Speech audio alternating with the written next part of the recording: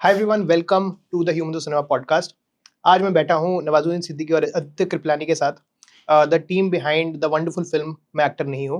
ये film release होगी 8 मई को थिएटर्स में, तो ज़रूर जाके देखें। हम लोग भी बात करेंगे फिल्म के बारे में। पर बहुत खूबसूरत, बहुत अलग तरीके की फिल्म है। Aditya is known for making films that always push the boundaries of story telling in a new way. उनके हर फिल्म में आपको कुछ ना कुछ एक नया तरीका देखने को मिलेगा फिल्में बनाने का। और ऑफ कोर्स नवाज सर को तो आप सब लोग जानते ही हैं। बट ये कोलैबोरेशन बहुत इंटरेस्टिंग लगी मुझे। एक बहुत नई तरीके की फिल्म देखने को मिली। ऑफ कोर्स ये वाली फिल्में होती हैं जिसमें दो लोगों के बीच में कॉन्वर्जेशन होती है, ये हम सबका एक बहुत फेवरेट जॉनर है। बिफोर फिल्म्स हो गई और सर्टिफाइड कॉपी वगैरह, ये सारी फिल्में। पर आपने इसके अंदर एक कुछ नया लेके आया। आपकी पूरी जो कॉन्वर्जेशन है दोनों लोगों के बीच में, वो फोन कॉल पे हो रही है। तो सबसे पहले यहीं से शुरुआत करते हैं कि ये आइडिया आपको कहाँ से आया, कहाँ से आपने सोचा कि this is the kind of story telling that you want to do. बिल्कुल। सो आई फेल्ट कि जैसे हमने टेस्ट ऑफ चेरी देखी थी या आपने बोला सर्टिफाइड कॉपी देखी थी, फिर उस दौर के बाद आपने बिफोर सीरीज देखी, जब एक लड़का लड़की मिलते हैं शहर में पूरी रात गुजारते हैं बात करते करते, तो वो उस टाइम के बारे में बात करती है दुनिया में। इस टाइम में मुझे लगता है कि ऐसे कनेक्शन हमारे फोन से होते हैं। तो मैंने सोचा कि क्या हम ऐसी फिल्म बना सकते हैं जो इसी टाइम की फिल्म है, क्योंकि इसके कुछ साल पहले मोबाइल फोन के जो वीडियो कॉल होते तो इतने उसमें स्टेबिलिटी नहीं होती थी कि आप 1 घंटे का कॉल कर सकते हो चलते-चलते। ये यही दौर है और आगे हो सकता है 5-6 साल बाद कुछ वो टेक्नोलॉजी अलग हो जाए। So it also captures this time in the world. ये था। और नवाज सर, आप how did you get involved? आपको इस कहानी के बारे में क्या चीज एक्साइटिंग लगी कि you wanted to do it? मुझे लाइक जो एज यू सेड ना, कन्वर्सेशन जो थी वो मुझे ज़्यादा इम्प्रेसिव लगी इसमें, क्योंकि इस तरह की चीज़ फिल्मों में अक्सर देखी नहीं जाती, ना की हमने। और डायलॉगबाजी बहुत ज़्यादा होती है, तो यहाँ पे इस पे क्या कन्वर्सेशन है। और दूसरा एक्सरसाइजेज हैं, एक्टिंग की एक्सरसाइजेज थी, वो बहुत इंटरेस्टिंग थी इसमें। कि वो जो एक्सरसाइजेज हमने एनएसडी में भी की, थिएटर टाइम में भी की है, कि अपनी उंगली से फील करो कि तुम बहुत अच्छा फील कर रहे हो, दुनिया बहुत अच्छी है और यू फीलिंग है ना। तो इस तरह की जो चीज़ें थी वो बहुत इंटरेस्टिंग थी।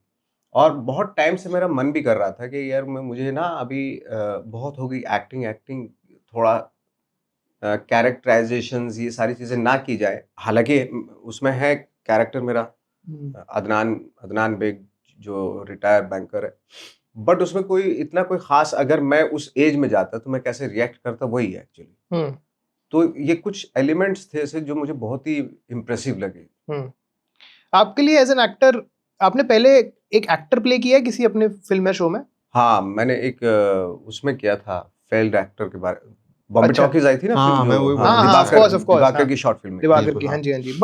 पर ये मतलब this is the feature length film और इतना कुछ था एक्सप्लोर करने के लिए, क्योंकि आप एक्सरसाइजेस भी कर रहे हो और आप इसमें ये भी नहीं है कि आप एक एक्टर का रोल प्ले कर रहे हो। You are playing a person who is trying to be an actor, who is a bad actor to start, and who is a bad actor. और सबसे इंटरेस्टिंग चीज मेरे को वही लगी कि मतलब आप जो दूसरे कैरेक्टर से आप सीखने की कोशिश कर रहे हो और आप उनको ऑलमोस्ट वो तारीफें कर रहे हो जो शायद आपको कई बार लोगों ने की होगी। लोगों ने आपको ऐसी बातें कई बार आके बोली होंगी जो आप उनको बोल रहे होते हो कि आपने क्या रोल कर दिया, ये तो आपका देख के मेरे रोंगटे खड़े हो गए, ये सब चीजें हैं। तो मतलब ये आपके लिए कैसा था, मतलब to be on this other side and to play a part where you are trying to learn acting? आपको जो वो परफॉर्मेंस कर रही है, अगर मैं ऑफकोर्स मैं अपने कैरेक्टर में हूँ, बैंकर के कैरेक्टर में, तो इस तरह की जो चीजें मैं पहली बार देख रहा हूँ उसकी, तो मुझे तो बिल्कुल लगेगा कि हाँ, ये तो क्या वंडरफुल, जो वो रो रही है या हंस रही है या अचानक से अपने उसमें जाती है, मेमोरीज में जाती है, वो अचानक से फिर निकल के आती है, ये मेरे लिए तो बस की बात ही नहीं है। तो और मेरे लिए बैंकर की तो इमोशन सब दबी हुई हैं। बैंकर की तो सब इमोशन दबी हुई है। हमने कभी इस तरह की चीजें एक्सप्लोर ही नहीं की। तो एक्टर के लिए अच्छी बात ये होती है कि वो कभी भी अपनी लाइफ में खुल के रो भी सकता है, हंस भी सकता है, अपनी मेमोरीज में जा सकता है। एक्सरसाइज के थ्रू वर्कशॉप्स होती हैं, थिएटर वर्कशॉप्स जब होती हैं, तो उसमें कई बार ऐसा मौका मिलता है, कैथारसिस करने का मौका मिलता है, इमोशंस क्रिएट करने का मौका मिलता है उसमें, वर्कशॉप्स में या थिएटर की जो ट्रेनिंग्स होती हैं उसमें। चूंकि एनएसडी में रहते हुए मैंने सब सारी उस तरह की एक्सरसाइजेस की हैं, तो एज ए बैंकर मेरे लिए तो बहुत ही अजीब सा है कि वो बंदी अपने इमोशन में जाके फिर वापस से निकल के आती है और फिर आंसू साफ करके मैटर ऑफ फैक्ट हो जाती है बिल्कुल। हाँ, बताइए क्या बात है। हाँ, ये तो मेरे लिए तो उसी तरीके से रिएक्ट भी किया मैंने। आपने एक्टिंग करी है अभी लाइफ में? नहीं, मतलब एज एन थिएटर वगैरह किया? थिएटर में नहीं किया? नहीं। तो 16-17 साल का था, सिर्फ टेलीविजन में गया था, उसको तो कहीं भी एक्टिंग तो नहीं की। अभी क्या कर रहे हो? अभी एक्टिंग कर रहा हूँ अभी एक्टिंग अभी पर्सोना में घुस चुका हूँ। तो आपने जब इस फिल्म को लिखा, क्योंकि आपने इतनी सारी ऐसे थिएटर वाली एक्सरसाइजेस के बारे में हाँ। बात करी है, तो like how did you approach that? Did you talk to a lot of other actors Yes, while doing it? I did. Arjun is an actor I know. He works in Chennai now. तो मैंने उसने Meissner technique पढ़ी है, तो मैंने उससे बैठ के समझा। फिर उसने मुझे वीडियोस भेजी, यूट्यूब पे वीडियोस मिलती है कि आप एक ही लाइन दोहरा के अलग अलग इमोशन में कैसे बोलते हो। दो एक्टर एक ही लाइन बोलते रहते हो, अलग अलग इमोशन में कॉन्वर्सेशन, ऐसे पूरा कॉन्वर्सेशन हो जाता है बट वही लाइन का। जैसे आपने एक बार बताया मैं एक्टर नहीं हूँ बोलना है फॉर एग्जाम्पल, तो उस किस्म का। फिर मैंने रियलाइज किया कि मेथड का एक जोन है, चेकऑफ का एक जोन है, एक आउटसाइड इन अप्रोच है, एक इनसाइड आउट अप्रोच है। दोनों के अगले अलग अलग प्रोज एंड कॉन्स हैं in the long run. Neither is better or worse, is just different schools. तो ये सब समझ में आया। और कुछ एक्टर्स को एक अच्छा लगता है। फिर मैंने आदिशक्ति के बारे में पढ़ा, फिर मैंने क्लाउनिंग के बारे में पढ़ा, ब्रेथवर्क के बारे में पढ़ा। वेणुगोपाल करके एक है जो अलग, बिल्कुल ही अलग उनका सिस्टम है, नवरसा का, उसके बारे में पढ़ा थोड़ा मैंने। ऑफ कोर्स मैं तो पढ़ रहा हूँ, मैं तो एज एन आउटसाइडर एकेडमिक तरीके से पढ़ रहा हूँ। और फिर मैं जाके जेफ गोल्डबर्ग करके एक है जो पढ़ाते हैं बैंड्रा में मेथड, मैंने खाली जाके देखा कि वो कैसे एक्टर्स को फीडबैक दे रहे हैं, कैसे उनके साथ काम कर रहे हैं समझने के लिए। तो इतना किया। बट उसके बाद मैंने जो ड्राफ्ट लिखा था वो बहुत टेक्निकल था, उसमें ये सब टर्म्स आने लग गए थे, माइजनर, चेकऑफ। बोला भाई ये तो बड़ी नीश फिल्म हो जाएगी। मैंने सब टर्म्स हटा दिए अगले ड्राफ्ट में और उसको सिर्फ एक फैक्चुअल प्रैक्टिकल तरीके से उस फिल्म में डाल दिया। मैं अभी फिल्म में अभी आज ही हम लोगों ने देखी सुबह, और मतलब ऋषभ और ये सब लोग भी मेरे साथ देख रहे थे, and like they are also actors, ठीक है। तो मेरे लिए भी थोड़ा इंटरेस्टिंग था कि मेरे पास एक कुछ एक्टर्स का भी पर्सपेक्टिव आ रहा था। तो ये लोग भी मेरे को ये बात बोल रहे थे कि मतलब कैसे acting has often like a lot of times also been therapeutic for people you know जो कि एक्टर नहीं भी होते। इनफैक्ट मेरे को भी याद है कि मेरी एक दोस्त हुआ करती थी जब हम लोग थिएटर करते थे कॉलेज टाइम में, who was going through a very depressive phase in her life, ठीक है। और उसने कभी एक्टिंग वैक्टिंग का उसको दूर दूर तक भी लेने देना नहीं था। तो हम लोगों ने, कुछ लोगों ने उसको सजेस्ट किया कि आप हमारे साथ करो एक बार थिएटर, अगर आपके पास और कुछ नहीं है करने के लिए। And it actually changed her life, you know. क्योंकि मुझे लगता है कि जो एक्टिंग की जो एक्सरसाइजेस होती हैं जो कि आप लोगों ने की भी, and of course the whole film is about that, right? Of course about the intersection of acting and therapy and you know meditation. तो मतलब बस आपको पर्सपेक्टिव जानना चाहूंगा कि ऐसा क्या है, like what is it about acting that you know makes it almost like a meditative exercise? और कोई कला नहीं है शायद ऐसी दुनिया में, कोई चीज ही नहीं है ऐसी जो कि ऑलमोस्ट मतलब लाइफ को रेप्लिकेट करती है एक तरीके से एक्टिंग। तो what is it about acting that you no gives it this therapeutic quality? Very nice question. मैं से समथिंग जो मैंने बाहर से देखा था। हाँ बता। आई फील कि I will compare this to, मैं राइटर था और राइटर हूँ पहले। मैं एफटीएस पढ़ता था, लेकिन पढ़ के आया था पोस्ट ग्रेजुएशन करके। तो राइटर जब आप हो ना तो शक्ति सेम ही है, एक्टर और राइटर की सेम शक्ति है, बट आप उसको प्रोजेक्ट करते हो तो आप एक्टर बन जाते हो। आप उसको अंदर इंट्रोजेक्ट कर लेते हो तो आप राइटर बन जाते हो। आप जब इसी शक्ति को इंट्रोजेक्ट करते हो, लाइक आपने शिव वाला वो गटक लिया अंदर, तो आप में वो मेंटल हेल्थ की इश्यूज ज्यादा हो जाती हैं, बहुत सारी चीजें हो जाती हैं जो। बट आप जब बॉडीली आप उसको प्रोजेक्ट करने लग जाते हो उसी शक्ति को, तो आपकी बॉडी के थ्रू बहुत वेंट होने लग जाता है। तो मैंने जितना नोटिस किया ना कि सेम शक्ति है, लेकिन राइटर्स बहुत ऐसे मायूस से और वो फ्रस्ट्रेटेड वो ज्यादा रह जाते हैं, और एक्टर्स क्योंकि वो इतना उसको बाहर निकालते रहते हैं उसी शक्ति को बॉडी के through. Again it's the connection between mental health and the body. अगर आप जॉगिंग कर रहे हो, अगर आप बहुत सारी फिटनेस कर रहे हो, अगर आप अपने ऑप्टिमल लेवल ऑफ फिटनेस पे हो, अगर आप डांस कर रहे हो, जो भी चीज आपके जॉय, जीवन में जॉय ला सकती है, डांस फॉर एग्जाम्पल और performing arts, you are able to deal with mental health better. Not that it gets solved, but it helps.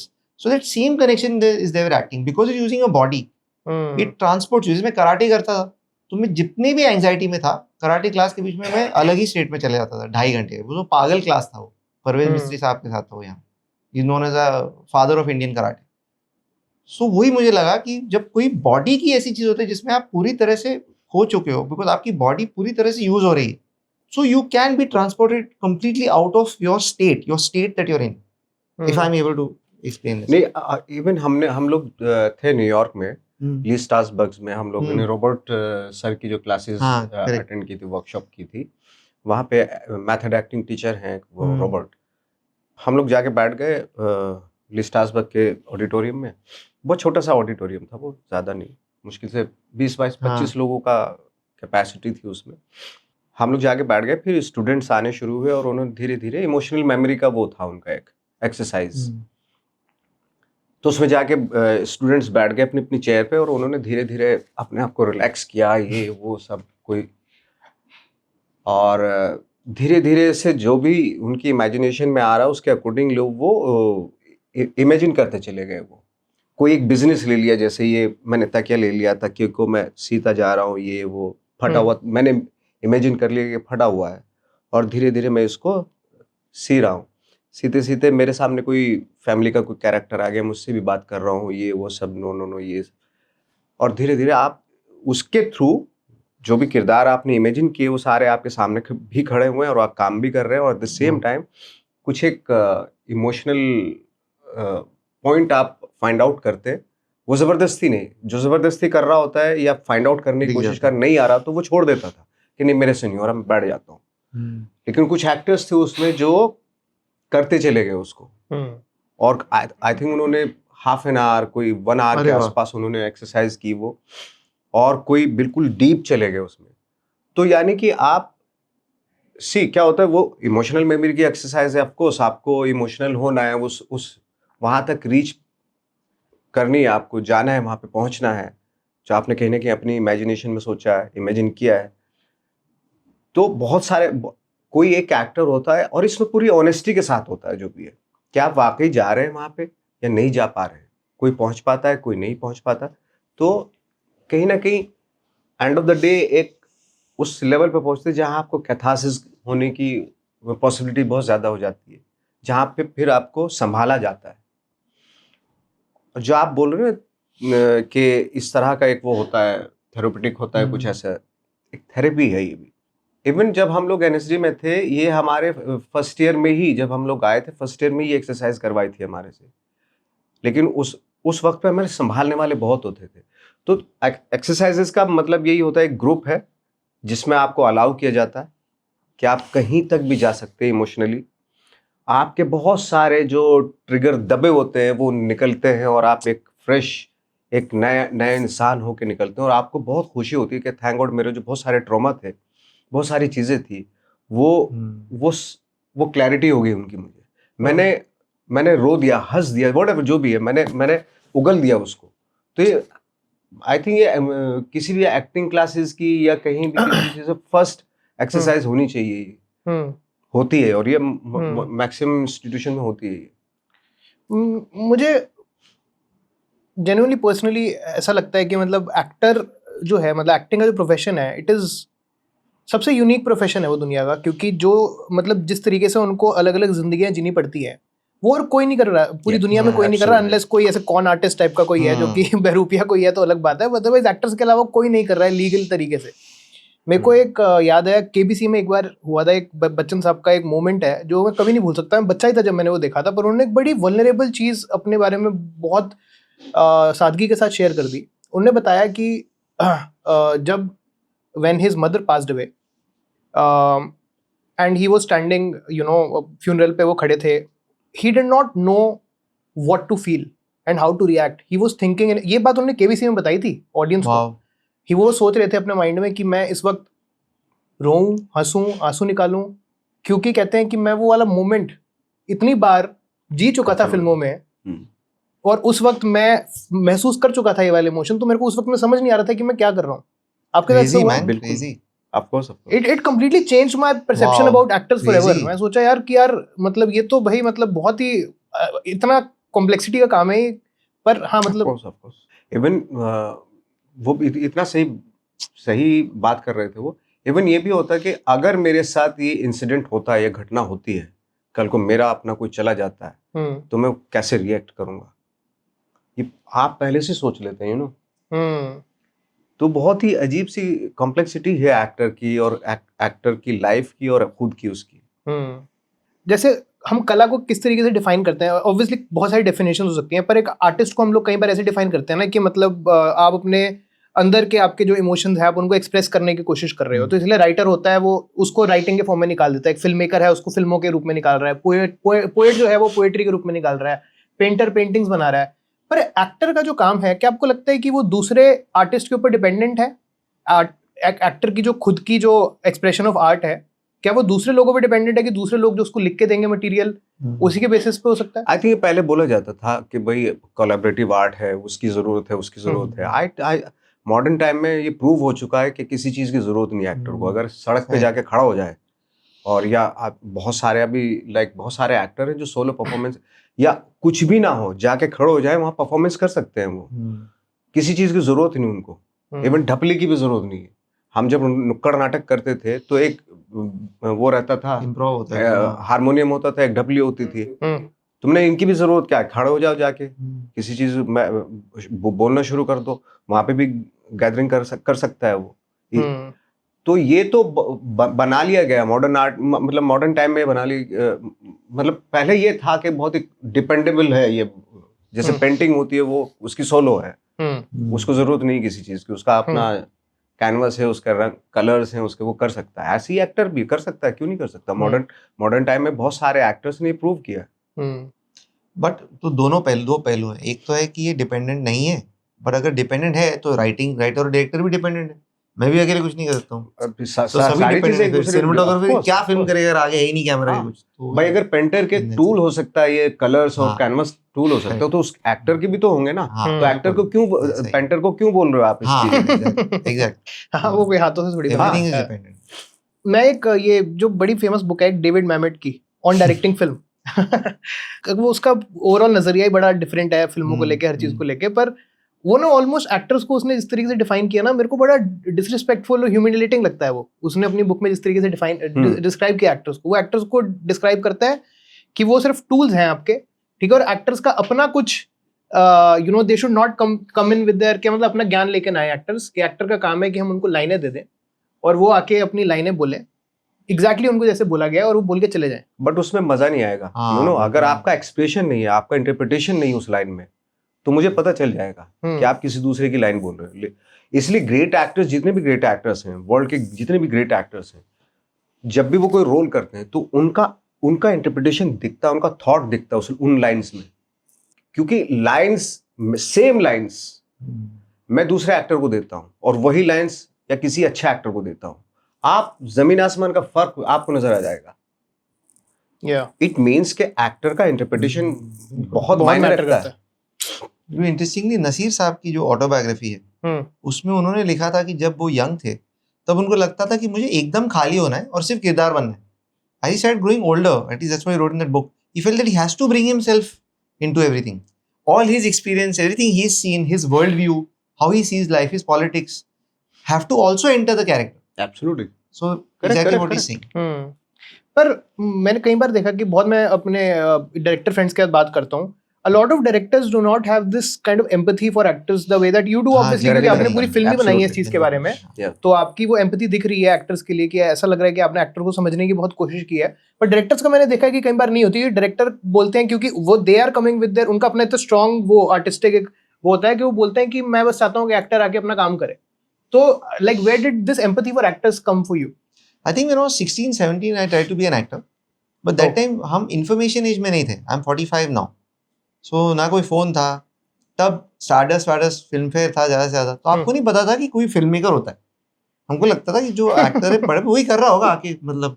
फिर मैं जब पहुंचा सेट पे समझ में, अच्छा मुझे तो वो जॉब करना है। बट वो एक साल में जो मैंने कोशिश की, आपने जाके ऑडिशन में आप खड़े हो, जो आपको जलील किया जाता है, जो मेरे दांत थोड़े टेढ़े मेढ़े थे तो मैं रेमंड्स के ऐड के लिए लॉक हो गया था कंप्लीट मैन में, बड़ी खुशी हुई थी। मैं 17 साल का था, वो they were doing a younger version of Raymond's. So I went, lock हो गया था, मेरे लिए सूट सिल रहा था। फिर मैं गया था और मेरे दांत थोड़े टेढ़े मेढ़े थे, तो मैंने स्माइल किया और औरत ने बड़े से बोला, love can you smile once more? तो मैंने स्माइल किया, ठीक है अच्छा लग रहा है इनको तो स्माइल। चीज़ ऐसे मुझसे बात करते करते उसने फ़ोन किया अपने, have you seen smile? Fucking doesn't work यार, ऐसा कुछ तो बोल दिया। सो आई रियलाइज कि वो आप ऑलरेडी अपने 17 साल का लड़का तो वैसे ही अपनी फिजिकल कॉम्प्लेक्सेस से गुजर रहा है, तो मुझे आई थिंक समझ में आ गया था कि भाई ये तो बहुत मुश्किल चीज़ है। तो वहाँ से एम्पैथी शुरू हुई, और फिर जब मैं काम करने लग गया और मैंने जिस किस्म की फिल्में मैं देखने लग गया, जब मैं फिल्म इंस्टीट्यूट गया था, कियारोस्तामी की फिल्में, तो मुझे लगा कि एक्टर में बहुत काम है। अगर जिस किस्म की फिल्में मुझे अच्छी लग रही हैं उनमें फ्रेम्स तो हैं जरूर, ठीक है, लेकिन वो टेक्निकलिटी से ज्यादा एक्टर का काम। तो फिर रिचर्ड लिंकलेटर मेरे बहुत पसंदीदा डायरेक्टर हैं। मुझे लगने लग गया कि कॉन्वर्सेशनल फिल्म्स और एक्टर्स के साथ ये मेरा टूल है, ये मेरा हाई है। सबका अलग ट्रिप होता है फिल्म मेकिंग, किसी के फ्रेम्स होते हैं, किसी के म्यूजिक होता है। विशाल भारद्वाज साहब के लिए म्यूजिक था बहुत अरसे के, करेक्ट। जहाँ से आप आते हो। तो मेरे लिए वो हो गया था कि एक्टर, एक अच्छे एक्टर के साथ काम करना मेरा ट्रिप, उनको ऑब्जर्व करना, उनको देखना, उनके साथ एक पेयरिंग करना कि वी 2 और 2 5 हो जाए, कि आप उनके भी गुण आपके भी गुण मिलके कुछ और आपके दोनों के मिश्रण से ज्यादा बड़ा होके कुछ हो जाए। वो मेरा वो ट्रिप है। हाँ, वैसे ही टूल की तरह बहुत सारे डायरेक्टर्स जो है टूल की तरह यूज करते हैं एक्टर्स को। उसमें नॉन एक्टर्स हो सकते हैं या एक्टर्स को वो चीजें, जो एक्टर हैं उनको वो चीजें ना बताई जाए जो वो चाहता है उनसे निकलवाना चाहता है। बट आई थिंक जैसे अक्सर क्या होता है कि ईरानियन फिल्मों में जो नए एक्टर्स, जिस कारपेंटर है, तो कारपेंटर को, एक्चुअल कारपेंटर को ले लिया, उससे करवाया, तो हमें लग रहा है यार कि कारपेंटरी कितनी अच्छी कर रहा है, लेकिन वो कारपेंटर है, वो दूसरा रोल नहीं कर सकता, वो रोल बहुत अच्छा कर सकता है वो। आप उसको बोलो कि डॉक्टर का करना है तो शायद वो उसमें फेल हो जाएगा।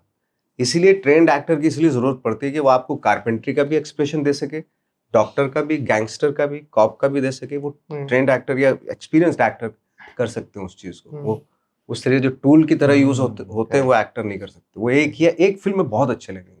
बहुत अच्छा पॉइंट है। वैसे आपका, वैसे लाइक आपको कैसा फील होता है जब आप देखते हो कि एक मतलब क्योंकि बहुत होने लगा है, जैसे सैफडी ब्रदर्स वगैरह बहुत करने लगे हैं ये, कि वो बिल्कुल जो दूसरी इंडस्ट्री के लोग हैं उनको लेके आते हैं अपनी फिल्मों में ऑन द बेसिस ऑफ कि क्या रोल है। अभी ये जो नई टिमोथी शैलामे वाली थी, उसमें वो था ना जो केविन ओलेरी, तो वो ये लोग बहुत करते हैं। वो अपना जैसे उनकी वो फिल्म है अनकट जेम्स, तो उसमें बास्केटबॉल प्लेयर्स हैं, तो उसमें रियल बास्केटबॉल प्लेयर्स को ही लेके आए वो रोल करवाने के लिए, तो ये सब बहुत करते हैं। हाँ, उसमें अच्छे लगेंगे वो। हाँ, तो मतलब पर आपको मतलब what do you feel about that कि मतलब you know bringing in non actors to act in films? वो एक फिल्म के लिए अच्छे होंगे। जैसे आपने देखा होगा बहुत सारे ऐड आते थे शुरू में, अभी 10-15 साल पहले ना, कि एक्ट आप देख रहे हैं, जो ऐड देखते थे वो एक्टर्स को देख रहे हैं आप, उसमें सडनली एक रियल कैरेक्टर ले लिया बाजार में से, चलो तू आके बोल दे कुछ यहाँ पे, ऐसे से बोल दे।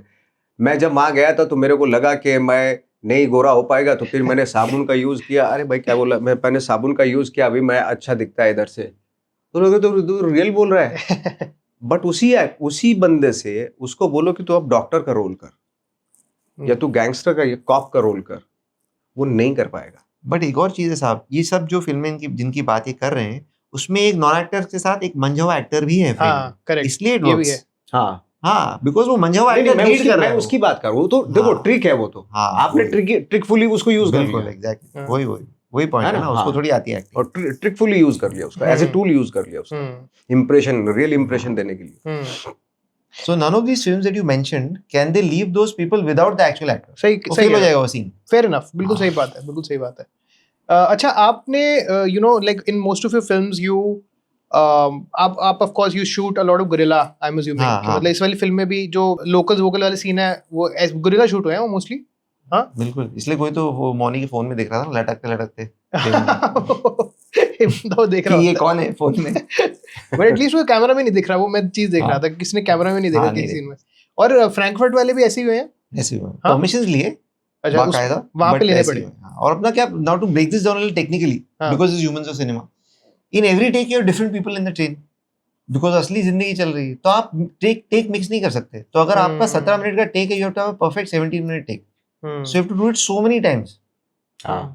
So if you are pro performance, you have to be ready to go through a lot of trouble as a filmmaker. You have to really like actors to, you can't fake this. ये वाली भी जो पूरी चीज है, मतलब ये मेरे को लगता है कि इसमें भी इतना हसल रिक्वायर्ड है कि आप अपना ट्रेन के अंदर या फिर मतलब स्पेशली मुंबई जैसे शहर में जहाँ पर इतने ज्यादा लोग हैं, ऐसी जगहों पर शूट कर पाना बिल्कुल इस तरीके से when other people are present, मतलब उसमें जो कला चाहिए वो भी एक अलग तरीके का आर्ट है। मतलब इनफैक्ट मतलब ये जो हरजोग वगैरह की जो, वो तो अपने फिल्म स्कूल में सिखाते ही है ना।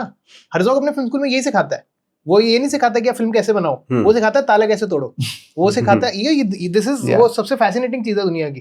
वो लोगों को लेके चला जाता है अपना आइलैंड पे, किसी रिमोट आइलैंड पे ले जाता है और वहां पे जाके बोलता है कि फिल्म बनाओ और तुम्हें यहाँ के लोकल लोगों के साथ बात करनी है, क्योंकि ये मेरे को सबसे मुश्किल पार्ट लगता है।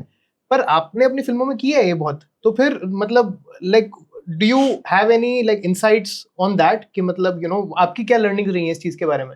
मेरी लर्निंग रही कि हमें बॉलीवुड में ना फिल्म क्रू जब जाता है कुछ फिल्म करने तो बहुत ही वो ऐसे कर वो चालू हो जाता है वो they are not able to be just blend in with the world that is around and to shoot in the real world you have to blend in, you can't stand out.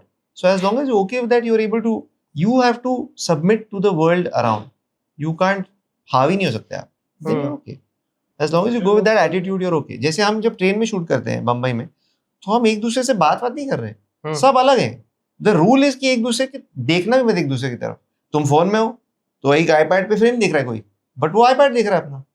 Camera person एक कोई vlog वाला camera, अब तो vlog हो रहे हैं, सबको लग रहा है व्लॉग ही बन रहा है तो वो कर रहा है. साउंड वाला अलग से बैठा है ट्रेन में कहीं, किसी से बात नहीं कर रहे. तो it's not a crew anymore, separate people. You dare not talk to each other, you talk to each other, खत्म हो गया. जो रेस्टोरेंट्स वगैरह में शूट किया वो भी ऐसे हुआ है? नहीं वो तो चलो परमिशन करेंगे, उसने परमिशन लिया क्योंकि वो कैमरा देखते ही वो बोलने तो लगते हैं ना लोग आसपास के. हाँ बट अभी blogging I am so grateful to vloggers as a film maker. Vloggers ने हमको बचा लिया, सबको आगे बढ़ गई है. कैमरास थोड़े नॉर्मलाइज हो गए हैं अब, मतलब पीपल, हाँ डीएसएलआर नॉर्मलाइज हो गए हैं. आपने क्या फर्क महसूस किया है like when you work on a film such as this जो कि इतना इंडिपेंडेंटली बन रही है, बिल्कुल मतलब एकदम passion of the of cinema and filmmaking is what is driving it versus like the bigger films that you do. मतलब आपको क्या फर्क महसूस होता है दोनों schools of filmmaking में? सी मेरे लिए ना एज एन एक्टर ये फॉर्म्स हैं दोनों, या किसी भी तरह की. जैसे इवन स्कूल में भी जब ड्रामा स्कूल में जब हम लोग करते थे, हर तरह का प्ले करते थे हम लोग.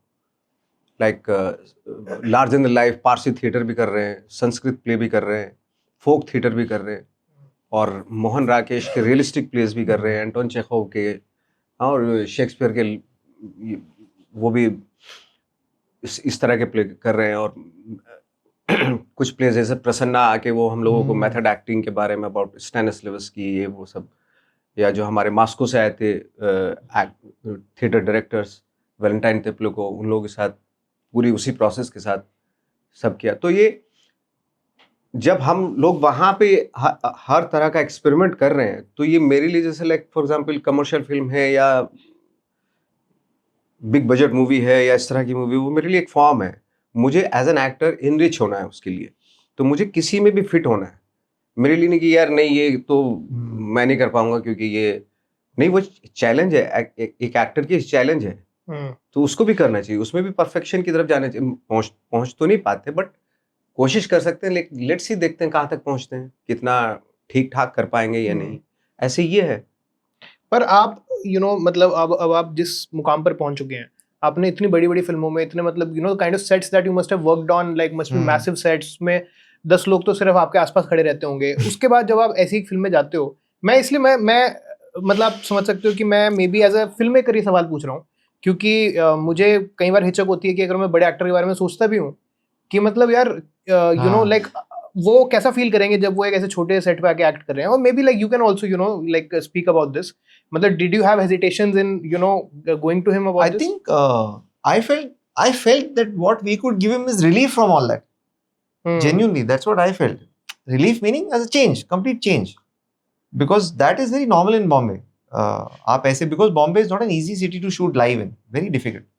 So I felt that would be a relief because क्या होता है कि आपके आसपास normally on a set you work so hard to create that world around, but if you're walking outside in Frankfurt there's actually a river, there's actually a train going by, cargo train जा रही है, वो सब असली चीजें हो रही हैं. तो मुझे तो लगता है माहौल नेचुरल होने से शायद थोड़ी मदद भी हो जाती होगी, थोड़ी ऑफ कोर्स बस वही. बिल्कुल. पर आपके लिए क्या मोटिवेशन है अब, मतलब to like still do films which because of course like money is not the first thing that you think about when you're doing an independent film like this, right? Of course he didn't charge anything. You hope for the best. You did nothing, not charge not a rupee, and he took his own flight and came to Frankfurt. So the cost to the producer zero. You go reach the airport and Nawaz Saab comes out alone. Wow. आजकल कोई influencer भी 5 लोग के बिना नहीं travel करता. I think जो हम लोग सोचते हैं, जो हम लोग जिस तरीके का काम हम करना चाहते हैं, उसमें एक एक्टर को एक वो मिलता है, एक एक्सप्रेशन मिलता है कि हाँ जो आदित्य सोच रहा है वही मैं भी सोच रहा हूँ. हमें उस तरीके से हम फिल्म के बहाने मतलब एक कैरेक्टर को अपने तरीके से क्रिएट करने की कोशिश कर रहे हैं जिसमें हम दोनों हम दोनों बात करते हैं कि इसको इस तरीके से क्या, ये डिस्कशन होता है, बातें होती हैं हमारी। जो कमर्शियल फिल्म है वो सेट होता है, उसका पूरा मतलब फिक्स्ड होता है कि भाई ये है तो ये है ना, उनके बियॉन्ड आप जा नहीं सकते। लेकिन फायदा यहाँ पे ये है कि हम अगर एक सीन को करने का तरीका एक जैसा है हर जगह, तो यहाँ पे हम उसको चेंज कर सकते हैं, क्योंकि एक सीन को करने के 1000 तरीके होते हैं।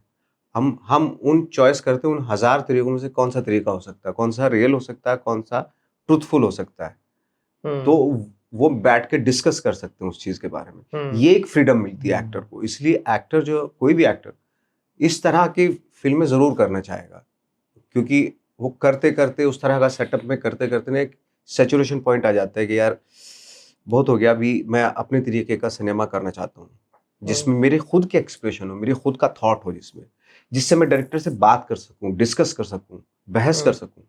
सर क्यों नहीं करते फिर लोग? हाँ इनसिक्योर होते हैं, क्या बोले, नहीं करते हैं। लेकिन अभी मेरी मनोज सर से बात हो रही थी पीछे जुगनुमा के टाइम पे, तो उन्होंने भी बताया कि उन्होंने जुगनुमा उनका करने का कारण ही वही था। इनफैक्ट ही टोल्ड मी कि वो छोड़ने का सोच रहे थे एक्टिंग उस वक्त, वो इतना ज्यादा परेशान हो गए थे जो काम वो कर रहे थे। वो कहते हैं मैं छोड़ने का सोच रहा था और वो बिल्कुल डिसइल्यूजन थे उस टाइम में, he was not feeling good and he decided, and that's when that film came to him, and you know उनको फिर से वो अलाइवनेस वाली चीज फील हुई। तो मतलब यू नो मतलब why is it like, you know why is this not, मतलब I know that you know आप इसमें दूसरों के बिहाफ पे नहीं आंसर कर सकते, पर फिर भी मतलब कभी कभी लगता है कि you know I wish that more of such things were happening, more of such collaborations were happening, क्योंकि तभी ऐसे फिल्म्स बन पाएंगी। Okay, so I want to just add here. It's also about directors ना, आप एक्टर पे बोल सकते हो, बट आप स्टीरियोटाइप से निकालो एक्टर को तो एक्टर करेगा। अगर आप वही विजुअल ब्रैकेट में डाल दोगे, वही स्टेट में डाल दोगे उनको, जिस स्टेट से एक्टर आता है, आप वही तबके में डाल दोगे एक्टर को जबरदस्ती, जो जहां से वो फेमस हुए। कोई एक रोल कोई कर देता है उस तबके का, जैसे आप रैंडम बोल रहा हूँ, ये रंगीला को देख लो, Aamir Khan basically played Jackie Shroff in Rangila. Correct. He was standing behind him. Jackie Shroff has come from Teen Batti. Amir Khan has come from Paliyar. Yeah. But Amir Khan played Jackie Shroff. So then he kept getting those roles. Gulam में भी वही, सबको वही कराना था उनसे. So everyone gets stuck in a stereotype. So it's also about filmmakers. If filmmakers take something different to an actor, then they can do that. It's also नहीं, I think सिर्फ एक्टर में डाल के वो, I think it's 50-50. Fair enough. कोई recently कोई ऐसी films रही हैं जो आपने देखी हो, जो जिसमें like you were really impressed by the acting specially? हाँ, परफेक्ट डेज अभी जो 1-2 साल पहले आई थी, वो उसका जो परफॉर्मेंस था वो मुझे बहुत टच किया। मतलब Also small things like these, जो किलियन मर्फी की थी, जिसमें वो एक ही चीज चेंज होती है, हमने बर्लिन में देखी थी। हाँ, क्या नाम था उसका? Small things like these, I think इसमें वो ही जस्ट, उसमें करेज आने की जरूरत है, वो करेज रुक के बस वो एक करेज आता है, एक स्टेप लेता है, वो पूरी फिल्म उतनी ही। So you really like that. We've seen that together, so I can say he wants to save somebody who's going through, some girl who's going through a tough time, and the whole film is just about him getting that courage. वो थोड़ा ऐसा डरा हुआ आदमी है because of his own childhood, and by the end he gets that courage.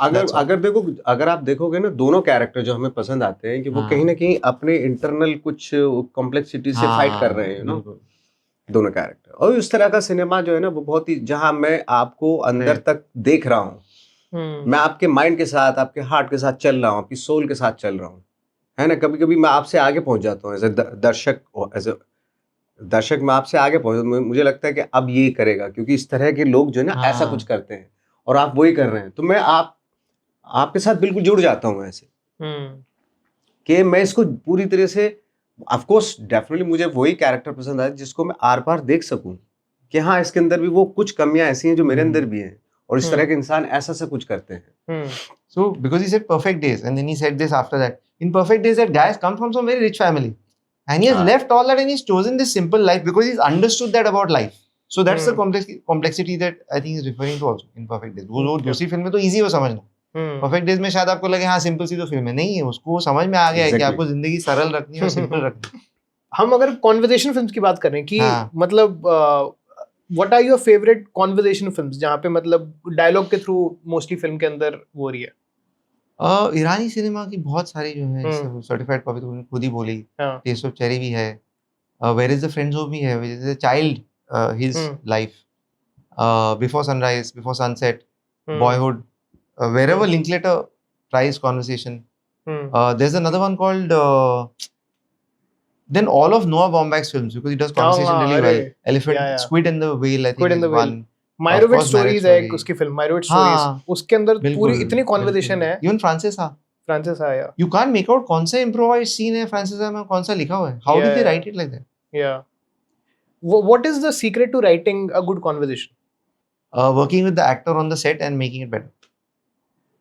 When you think that you have written the thing and you are such a great writer and it's over, then you're fucked. I think मुझे एक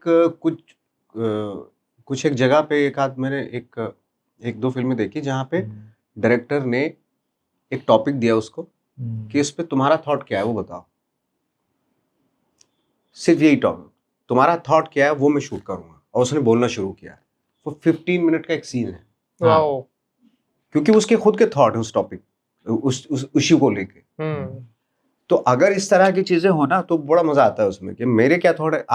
मैं actor से पूछ लो ना कि मैं इस चीज के ऊपर फिल्म बना रहा हूँ, कि तुम्हारे थॉट क्या है वो बताओ मुझे. पर क्या कॉन्वर्सेशन लाइक सॉरी बस एग्जाम में होता था ना, या तो रट्टा मारो या तो पॉइंट्स लिख दो, फिर अपने हिसाब से डिस्क्राइब करो. हाँ, दैट्स अ गुड एनालिसिस. तो है बहुत एक्टर्स ऐसे, जब हम ऑडिशन भी करते थे इन पास्ट, ऐसे बहुत एक्टर्स हैं आपको पॉइंट्स दे दो फिर वो कर लेंगे. वो आपको रट्टा मारने बोलो नहीं होगा. वो वही है ना, एग्जैक्टली. पर ऐसी जो कॉन्वर्सेशन हेवी फिल्म्स होती हैं, जैसे मैं आपकी फिल्म में भी देख रहा था कि जैसे इनके जो बेटी के साथ जो सीन्स थे और आप लोगों ने उनको मतलब लॉन्ग टेक्स में या फिर मतलब एक सेम लोकेशन में आप लोगों ने उसको शूट किया हुआ है जिसमें वो लोग चल रहे हैं बहुत देर तक और कॉन्वर्सेशन हो रही है.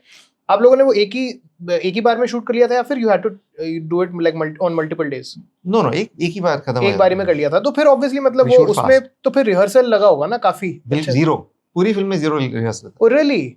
बट वो सबके टोटके होते हैं. मतलब जैसे मेरा ये था कि she has to play his daughter and they don't know each other. Of course they're very good actors. He's a fantastic actor, but she's also studied at DSM and she's a good actor, Meenakshi.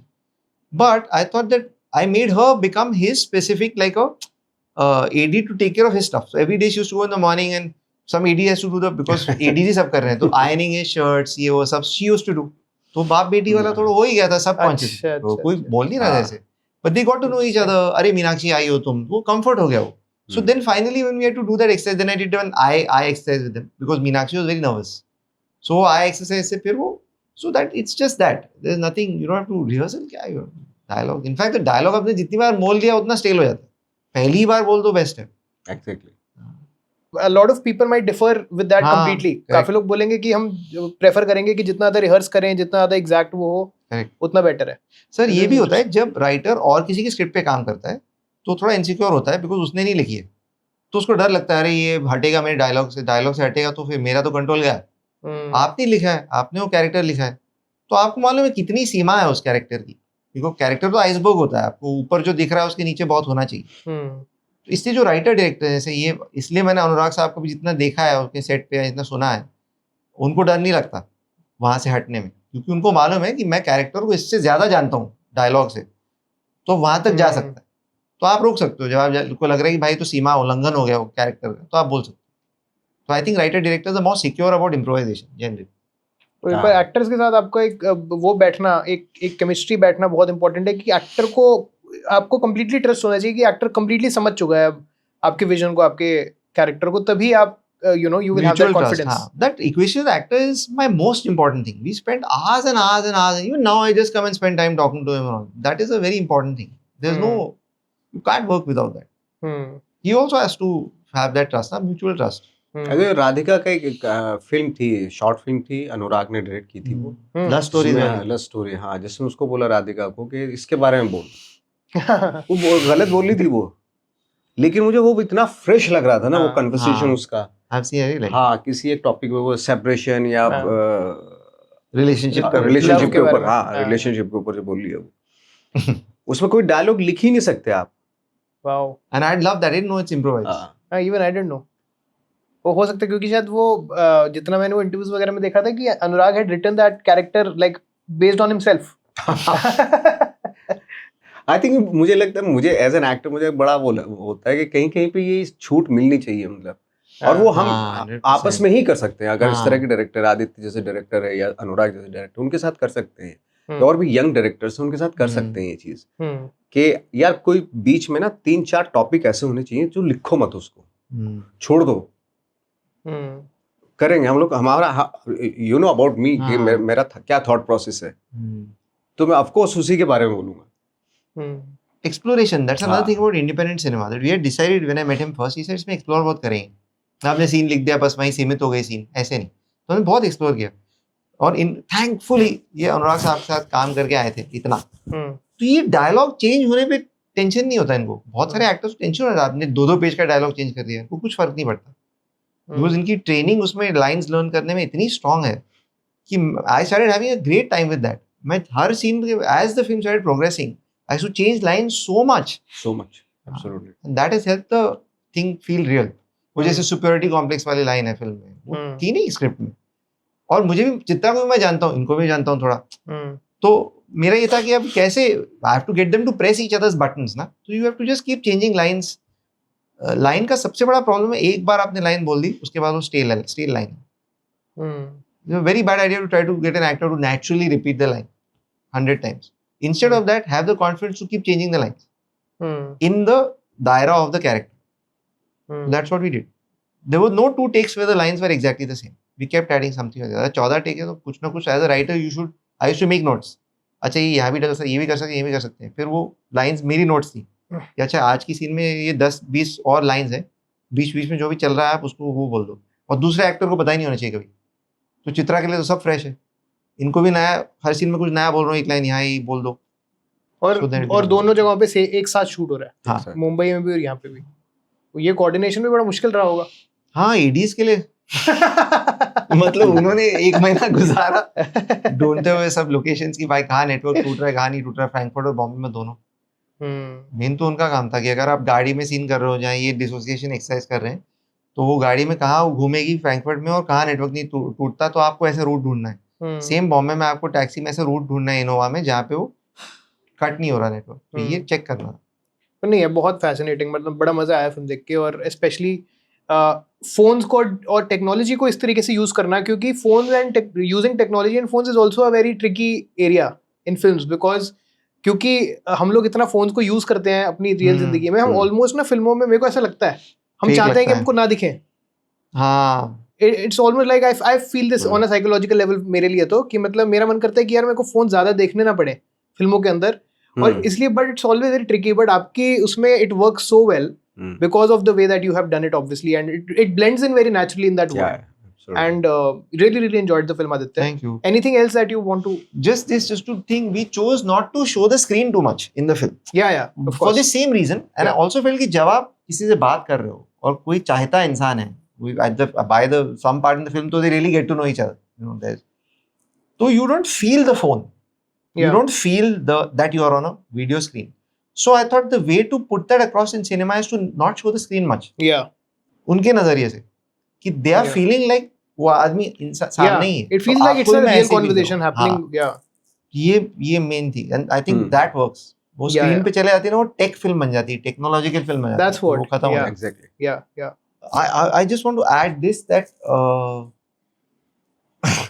halfway through the film, because you were saying that not all filmmakers see actors as their biggest companions on the film, on films. I realized halfway through the film, through his performances, because he was literally talking, and that many of my filmmaking contemporaries would not realize that he's acting. Matlab, they would not see the beauty of the acting because it was so subtle, and we've gotten so used to dramatic stuff. Absolutely. That I'm sure when he goes to most directors, when he does that, they ask him to do another take because they don't understand it only. I was feeling that when I was seeing, especially when he's talking about his daughter, his imaginary daughter, in scenes like that. I felt कि ये कोई और मेरे ही दोस्त देख लेते, तो बोलते नहीं सर, थोड़ा फील नहीं है कुछ, थोड़ा ज्यादा वो बोलते कि मतलब अच्छा उल्टा, क्या नवाज वाली चीज लेके आओ. हाँ, वो है, because it's genuinely subtle act.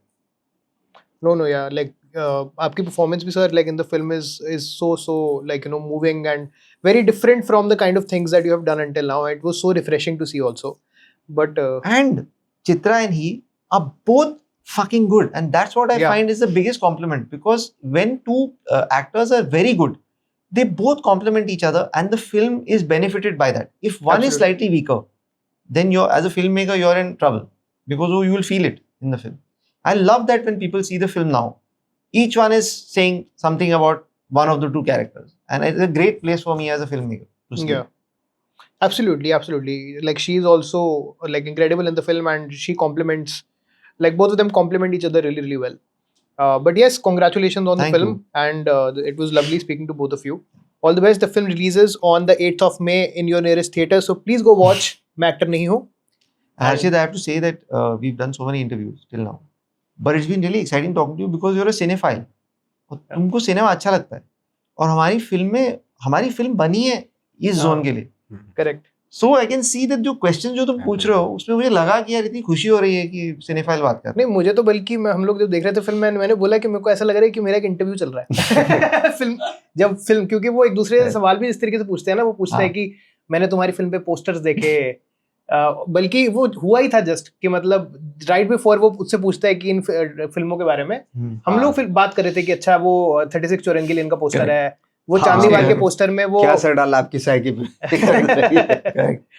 तो और फिर वो बाद में उस बारे में कॉन्वर्सेशन भी करते हैं, तो बहुत अच्छा लगा यार. वो फिल्मों के बारे में कॉन्वर्सेशन हो रही है उस तरीके से, and like yeah so it was a lot of fun. I think for film lovers तो this film is like a gold mine.